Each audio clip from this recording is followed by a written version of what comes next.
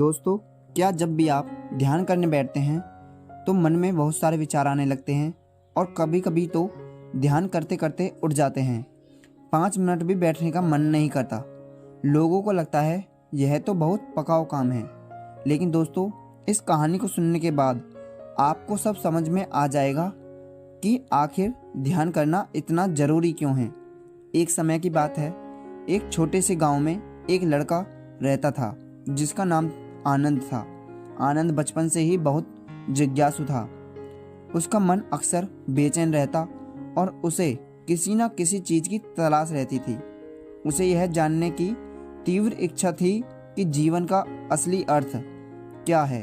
एक दिन आनंद ने गांव में एक साधु से सुना कि बुद्ध भगवान पास के जंगल में ध्यान सिखाने आ रहे हैं। आनंद का हृदय उमंग से भर गया और उसने निश्चय किया कि वह बुद्ध से मिलने जाएगा और उनसे ध्यान की कला सीखेगा। अगले दिन सूरज उगने से पहले ही आनंद जंगल की ओर निकल पड़ा। कुछ घंटों की यात्रा के बाद वह एक शांत और सुंदर स्थान पर पहुंचा, जहां बुद्ध अपने शिष्यों के साथ ध्यान कर रहे थे। आनंद ने आदरपूर्वक बुद्ध के चरणों में प्रणाम किया और अपनी इच्छा व्यक्त की।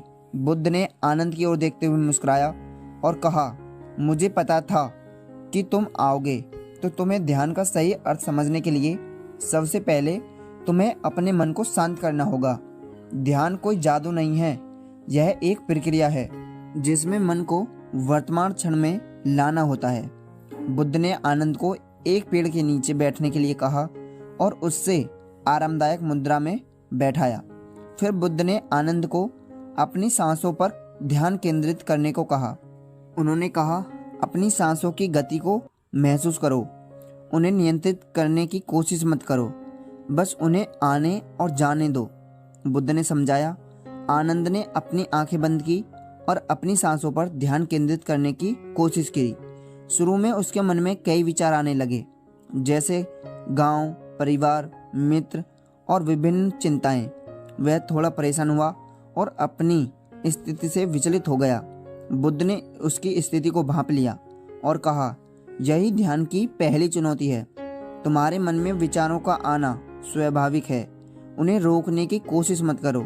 उन्हें एक बादल की तरह आते और जाते हुए देखो। धीरे धीरे तुम्हारा मन शांत होने लगेगा। आनंद ने बुद्ध की सलाह मानकर पुनः अपनी सांसों पर ध्यान केंद्रित किया। उसने अपने मन में उठते विचारों को बिना किसी रुकावट के आने और जाने दिया। शुरुआत में उससे बहुत दिक्कतें आईं, लेकिन फिर धीरे धीरे उसे लगा कि उसका मन शांत हो रहा है। उसके भीतर एक अद्भुत शांति और स्थिरता आने लगी। कुछ दिनों तक आनंद ने बुद्ध के साथ ध्यान की प्रैक्टिस की। हर दिन वह अपने मन को और अधिक शांत और स्थिर पाता। एक दिन ध्यान के दौरान उसे एक गहरी अनुभूति हुई। उसे ऐसा महसूस हुआ जैसे उसने अपने भीतर के असली आनंद को पा लिया हो।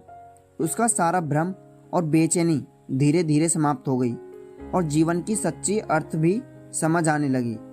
ध्यान का यह अनुभव उसके लिए अत्यंत महत्वपूर्ण था।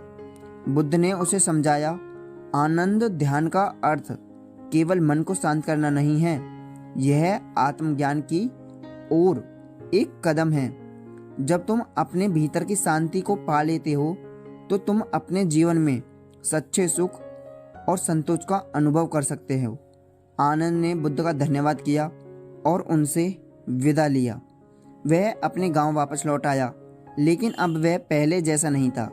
अब उसके मन में शांति और स्थिरता थी।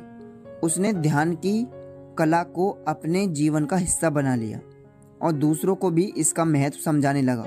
धीरे धीरे पूरे गांव में लोग ध्यान की प्रैक्टिस करने लगे और उनके जीवन में भी शांति और संतोष आने लगा। इस प्रकार आनंद ने न केवल अपने जीवन को बल्कि अपने गांव के लोगों के जीवन को भी बदल दिया।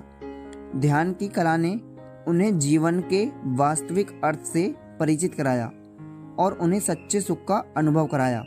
और इस तरह आनंद का जीवन एक प्रेरणा बन गया कि कैसे ध्यान के माध्यम से ही अपने मन को शांत करके जीवन की सच्ची अर्थता को समझ सकते हैं। यह कहानी आप सभी के लिए प्रेरणादायक है कि ध्यान के माध्यम से आप किसी की भी जिंदगी को बदल सकते हैं। तो दोस्तों, आपको यह वीडियो कैसा लगा? उम्मीद है आपको वीडियो पसंद आया होगा। और दोस्तों, कमेंट में नमो बुद्धाय लिखना ना भूलें। और यदि आप हमारे चैनल पर नए हो तो हमारे चैनल को सब्सक्राइब जरूर करें। तो दोस्तों, फिर से मिलते हैं एक और